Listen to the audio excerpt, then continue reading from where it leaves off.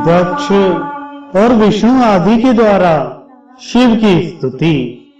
दक्ष कहते हैं, परमेश्वर, आपने ब्रह्मा होकर सबसे पहले आत्म तत्व का ज्ञान प्राप्त करने के लिए अपने मुख से विद्या, तप और व्रत धारण करने वाले ब्राह्मणों को उत्पन्न किया था।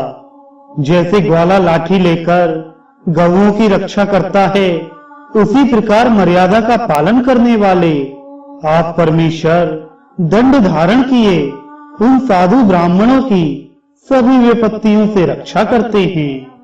मैंने दुर्वचन रूपी बाणों से आप परमेश्वर को बींध डाला था, फिर भी आप मुझ पर अनुग्रह करने के लिए यहाँ आ गए।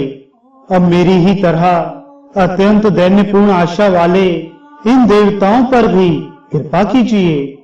भक्त वत्सल, दीन बंधो, शंभो, मुझ में आपको प्रसन्न करने के लिए कोई गुण नहीं है।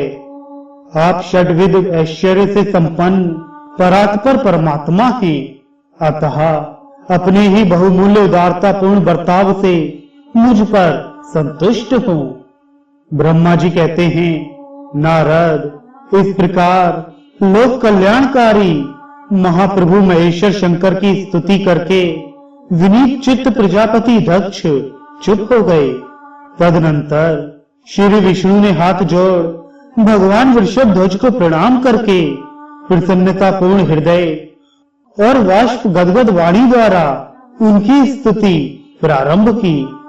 तदनंतर मैंने कहा, देव देव महादेव, करुणा सागर, प्रभो, आप स्वतंत्र परमात्मा हैं, अद्वितीय एवं अविनाशी परमेश्वर हैं। देव, ईश्वर, आपने मेरे पुत्र पर अनुग्रह किया। आपने अपमान की ओर कुछ भी ध्यान न देकर दक्ष के यज्ञ का उद्धार कीजिए। देव देवेश्वर, आप प्रसन्न होइए और समस्त श्रापों को दूर कर दीजिए।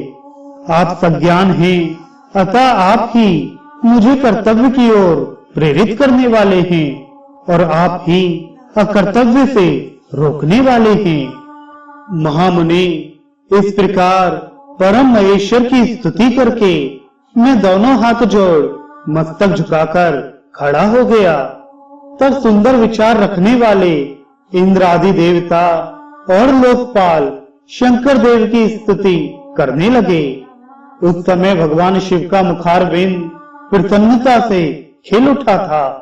इसके बाद प्रसन्न चित्त हुए समस्त देवताओं, दूसरे दूसरे सिद्धों, ऋषियों और प्रजापतियों ने भी शंकर जी का सहर्ष स्तवन किया। इसके अतिरिक्त उपदेवों, नागों, सदस्यों तथा ब्राह्मणों ने पृथक पृथक प्रणाम पूर्वक बड़े भक्ति भाव से उनकी स्तुति की।